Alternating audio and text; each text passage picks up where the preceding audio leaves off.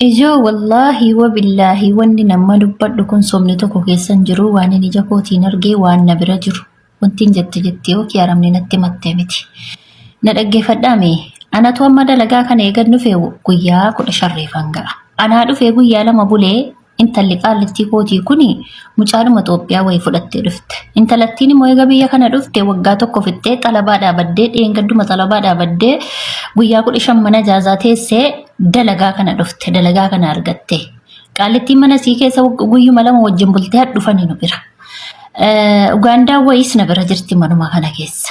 Yaani ijaazaadha waan ta'eef walitti yaa'anii mana haadhaa ta'an mana haadhaan jira. Wanna tokko lama isinitti hima ijoolleen reebbiyaa baatanu isa akkana nama tuffattanu tu dhiiftanii wallaahi kan madaamiin biirii bishaan zayitii isinitti naqinis bareedduudha yeroo bareedduudhaan jedhaa bar anamma inni waggaa 12 biyya jiru kan tuffii intalli kun araba tuffattu waan hin tuffadhu takka wallaahi billaahi joo in sobdanaan jettanii miti yeroo madaamii waamtu yoo madaamii bira dhayitu jawwaala haadha madaamii bira dhayite maal jettan mucha jawwaala lafa kaayin jedhaan nan dhageessu na tuffatti anan tuffatti madaamiin tuffatti itti mun dhageessu shaaworii amma deen gada qaalattii way shaqaalaan keenya shaaworiin gallu hin galtuutte mucaan kun wallaahi waggaa guyyaa 11 na birarti gizee lama malee shaaworiin galle gaaf tokko dhuftee guyyaa 6 sargii wayii qabanii qaalattiin sargii deemuu dhaatte ruuhi tarawwashi riihatik ma'affina ruuhi tarawwashi ittiin ana biratti dhaqi shaaworii galii sargii deemnaa jetteeniiniin achumaan dhuftee shaaworii galte ishee deenniise ani immoo itti meenadha bila anama masalanii hojiin hojjetaa olamtii guyyaa kan yeroon dhufee gachiisu wallaahi isuma nan gamnadha baaru amma naqee shaaworii galutti dhufeen ciisu jechuudha yoon immoo guyyaa qadaadhi qodaa hojjedhe jechuudha anfooliin koo basala jechuun jaalladhu qadaa hojjedhe miti yeroo qadaa nyaachisee qodaa dhiqee qa'ee asirii dhufee basalaadhaa sijjaajaa waan ittiin salaatu kana basalaadhaa uffadheen salaatu waan shaaworii galu malee jechuudha. Guyyaan qadaa hojjedhe yoon qadaan hojjetin immoo halkanamma yeroon ciisu kana dhufee shaaworii gala jechuudha. Kuni dhuftee guyyaa 5-4 geessee nam maaliif shaaworiin galtuun jedheeniin hojiin qabdu arboo shiriin saa jawwaala holaadhuu malee wallaahi wabillaahi Naayijeeriyaan kana mana wajjin kaatee hojiin wajjin hojjettii miti isiin kan keenyaa kun utuu siin raftu asiriin itti geenyaan qaallettiin itti dawwallaan gadi buutee xuuxxoo mucaa dhiquudhaaf qaallettiin itti dawwalti. Qaallettiin si yoo siin sididde natti miinaan jette maal jedhee tan shaqaalaadha hojiin wajjin hojjetaan jirtu odeessiidhaaf isii walitti buusa.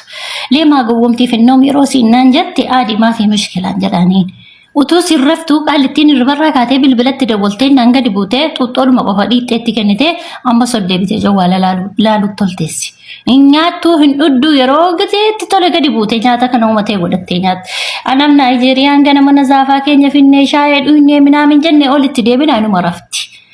Isiin Naayijeeriyaan kun lammii koo miti afaan arabii bicuu beekti malee waliillee hin gallu na gargaarti hojii mana keessa. Isiin sun yoo aramni mana keessaa kaleessa sababa sii wal lolani obboleeyyan lamman jechuudha. Isii tokkotuyyee gorfaadha isbaalaa kana fuffunaani mucaatu balleessitee jetteeniini tuffattee waan isiin jettu dhaga'uu diddee dhiiftee deemte.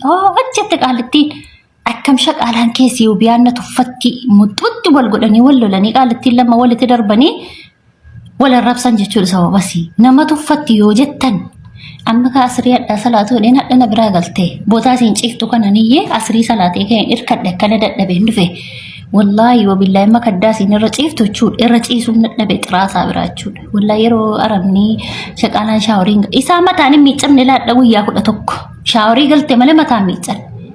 Isin akka Itoophiyaa jirtanutti maaliif akkuma biyyaa baatanii guyyaatti shaaworii galama biyya kanatti ganama yeroo irbarraa kaatu shaaworii gali yookiin galgala yeroo hojii fixxee dhufte shaaworii gali kana lamman keessaa tokko saamunaan jira saamunaan qabduun jedheen qabatte maaliif rifeensa kana ofirraan kaaftuun jedheeniini maal rakkoo qaba aadiinaan jettee yaajamaa.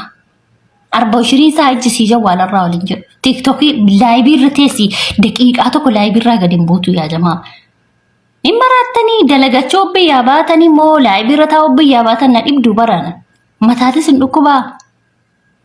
Maanni daffaarii dhumta addii kana sodaa arabaan qabdanuu sodaa namaan qabdanuu namni sirriitti mun dhageessanu maal taatan ijoo. Mucaa waggaa 19 jetti dhibeen koree waggaa 19 liidama keessan jiratti. Nama tuffatti yennaan immoo inni waggaa 40 nama tuffatu tuffisii nama. Dhageettanii jirtanii obboleeyyan kiyya yeroo baay'ee jechuudha wanni akkanaa. Waan darbee hin mul'ata jechuudha ijoollee baay'eenis waan ija kiyyaan arge ijoollee mana kana dhufan keessattuu ijoolleen isin warri xalabaa baatanii mana kontiraataati baddanii deebitanii immoo manuma kontiraataa warri daleedan jechuudha. Yeroo deebitanii seentan mana seentan san bakka akka hojiitti itti ilaaltan. Hojii hojjettan kana hojii keessan kabajanii hin hojjettan jechuudha. Baay'een keessa waan ija kootiin arge jechuudhaan illee baay'een isaanii hojii ofii hin kabajan jechuudha. Akkuma argantaan dirqama hin qabnu yoo narraa deeminaan jette hin deema waan jedhamu dirqama hin qabu waan jedhamu jechuudha. Waan akkasiisanitti sammuu ofii garasitti achi yaadaniitiin yeroo baay'ee seeraan hin hojjetan jechuudha. Hojii dhufan kana hojjechuuf yoo dhufan seeraan hin hojjetan. Wallahi ani ija kiyyaan arge yeroo darbe jechuudha. Nama lamaan hojjannaa ture haga isiin dhuftu jetteet madaamin kiyyaa ijoollee ala badanii raasaa keessa dalagan mana ijaazaa ta'an kanneen dallaala dawwaltee gizeedhaaf haga ji'a tokko haga ji'a lama haga mijattiin deebitee dhuftu asii gargaartu jettee waamtee hin dhufte jechuudha. Gaafa dhuftee Oromoo mateena jechuudha. Dhuftee gaafa jettu mijattiin kun yeroo baay'ee bakka mataan na dhukkuba jetti. Dhima ciifti. Waan kana godhoo jedhanii anabboo akkanan ta'u jetti. Anabboo kana hin godhu jetti. Na azabdee isiniin jedha. Loluuf maal jedheetiniin isaan afotti lolaan. Hojii kana hojjettu seeraan hin qulqulleessitu. Kana keessa hin daddaftu. Bakka achillaa jedhaa jechuudha. Seeraan hojii ofii kabajjee itti dirqamtee hin hojjettu jechuudha. Bakka hin jiraamin bakka kun bakka kana xuraa'ee jenneet bakka san dhaynee qulqulleessinaa. Isiin immoo bakka sun xuraa'ee baatee anaan galchuu barbaade biraa deema waan jedhu waan akkasiisan haqaan hin hojjetan jechuudha. Seeraan haqaan hin hojjetan jechuudha. Wallaahi haqaan hin hojjetan. Meeshama wayii lafaa kaasanii qumsaaxinima meeshaa kana saanima takka lafaa ol kaasanii jala isii jala hin xaragan jechuudha. Maal godhan akkasuma oduu margan achi itti dhiisan jechuudha. Yeroo baay'ee jechuudha. Keessattuu kophaa keessa wajjadhaa adda keessa wajjadhaa malee jechuudha. Warri ijoollee warri ala keessa deeman warri mana ijaazaa ta'an dhufanii hojii hojjetan jettanii gonkumaa ofitti yaamsisinaa isiniin jedhu. Oo nama lamaan dalagaa haga isii sun deebitu akkuma taatan ta'a kophaa keessan dalagaa malee hin hojjetin ijoollee ala jirtu wajjin. Wallahi kophaa keessa hojjechuu isin itti dadhabdanii. Isiniin jedha maaliif qulqulleessitee isin qulqulleessitu inumaayyuu mana xureessiti jechuudha. Dhugaa isiniin jedha inumaayyuu mana xureessiti jechuudha. Takka takka malee haqaan hojjettu hin hojjetan. Ragaa bahuu dandeettan warri argitan jechuudha. Baay'een isaanii jechuudha. Amma maal gooti bakka zayitiin taa'u tokkotti maaseetan zayitii yeroo achi ol fuutu. Bakka sanaan yeroo baay'ee mijattiin hin xaradin qulqulleessiti isin qulqullina hojjetti nyaata hojjedha jechuudha. Hin qulqulleessiti mijattiin kun jala san bootaa isaa hin qulqulleessiti waan ta'eef ifa jalaftee akka zayitiin kun qicattan hin jiraame aayilaandii irra gadi yaa'eetiniin qumsaaxinii bakka taa'u san hin xureessi jechuudha. Wanni immoo achi irra bu'ee awwaara isaa ta'u hin gurraachata bakka sanitti. Isiin kun maal gooti achi bakka san inuma hin xaraydu jechuudha. Inuma hin xaraydu yeroo baay'ee inuma argaan ofii kiyyaa xaraga jechuudha. Hin qulqulleessa. Bakka baay'ee bakka keessaayyuu bakka waa kaasanii waa xaragan kan hin qulqulleessan. Isin yoo xaragaa jirti qulqulleessaa jirtettanii wanuma biraa hojjettan isiin immoo hin qulqulleessitu jechuudha.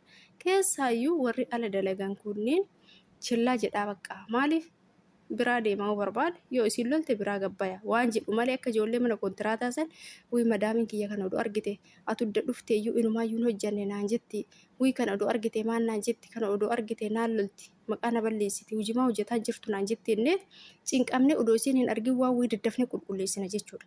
Isaanoo shashaffananii dhodhoysaniituma achi kaayan jechuudha waan wayi. Kanaaf ijoolleen keenya waan akkanaa kana dhiisaa keessattuu warri mana ijaazaa taa'aatiin dhufaa ijoollee mana